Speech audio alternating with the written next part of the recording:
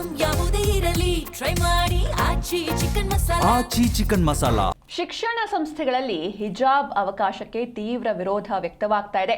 ರಾಜ್ಯ ಸರ್ಕಾರದ ವಿರುದ್ಧ ಶ್ರೀರಾಮ ಸೇನೆ ಕಾರ್ಯಕರ್ತರು ಕಿಡಿಕಾರ್ತಿದ್ದಾರೆ. ಬಾಗಲಕೋಟೆ ಜಿಲ್ಲಾಡಳಿತ ಭವನದವರೆಗೂ ಕೂಡ ಪ್ರತಿಭಟನಾ ಮೆರವಣಿಗೆ ನಡೆಯಿತು. ಬಾಗಲಕೋಟೆಯ ನವನಗರದ ಜಿಲ್ಲಾಡಳಿತ ಭವನದಲ್ಲಿ ಧರಣಿಯನ್ನ ಕೂಡ ಕೂಡಲೇ ಆದೇಶವನ್ನ ವಾಪಸ್ ಪಡೆಯಬೇಕು ಅಂತ ಸರ್ಕಾರಕ್ಕೆ ಶ್ರೀರಾಮ ಸೇನೆಯ ಕಾರ್ಯಕರ್ತರು ಆಗ್ರಹಿಸ್ತಾ ಇದ್ದಾರೆ. ಆದೇಶವನ್ನ ವಾಪಸ್ ಪಡೆಯದೇ ಇದ್ರೆ, ಹಿಂಪಡೆಯದಿದ್ರೆ ರಾಜ್ಯಾದ್ಯಂತ ಹೋರಾಟ ಮಾಡ್ತೀವಿ ಅಂತ ಎಚ್ಚರಿಕೆಯನ್ನು ಕೂಡ ನೀಡಿದ್ದಾರೆ. ಸರ್ಕಾರದ ವಿರುದ್ಧ ಧಿಕ್ಕಾರ ಕೂಗಿ ಕಾರ್ಯಕರ್ತರು ತಮ್ಮ ಆಕ್ರೋಶವನ್ನ ಹೊರಹಾಕಿದ್ರು. ರಾಜ್ಯಾದ್ಯಂತ ಹೋರಾಟದ ಎಚ್ಚರಿಕೆಯನ್ನು ಕೂಡ ನೀಡಿದ್ದಾರೆ. ಜಿಲ್ಲಾಡಳಿತದ ಮೂಲಕ ಸರ್ಕಾರಕ್ಕೆ ಮನವಿಯನ್ನ ಮಾಡಿದ್ದಾರೆ ಕಾರ್ಯಕರ್ತರು.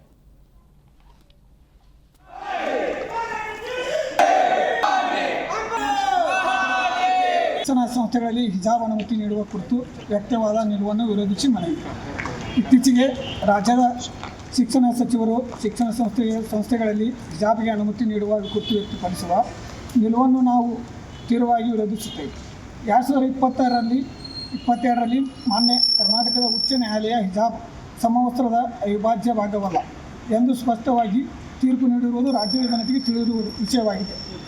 ಇಂತಹ ಪರಿಸ್ಥಿತಿಯಲ್ಲಿ ಮತ್ತೆ ಹಿಜಾಬ್ ಅನುಮತಿ ನೀಡಲು ಮುಂದಾಗಿರುವುದು ನ್ಯಾಯಾಂಗದ ತೀರ್ಪಿನ ಆತ್ಮಕ್ಕೆ ವಿರುದ್ಧವಾಗಿದೆ.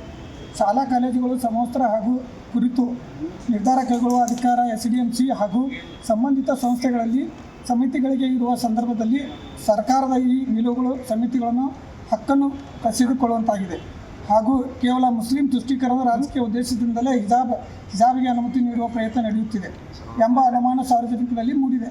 ದೇಶದ ಅಂದಿನ ಮಾನ್ಯ ಪ್ರಧಾನಮಂತ್ರಿ ಇಂದಿರಾ ಗಾಂಧಿ ಅವರು ವಿದ್ಯಾರ್ಥಿಗಳಲ್ಲಿ ಧರ್ಮ, ಜಾತಿ ಹಾಗೂ ಆರ್ಥಿಕ ಭೇದ ಭಾವ ಕಾಣಿಸಬಾರದು ಎಂಬ ಉದ್ದೇಶದಿಂದ ಸಮವಸ್ತ್ರ ವ್ಯವಸ್ಥೆಯನ್ನು ಜಾರಿಗೆ ತಂದಿದ್ದಾರೆ.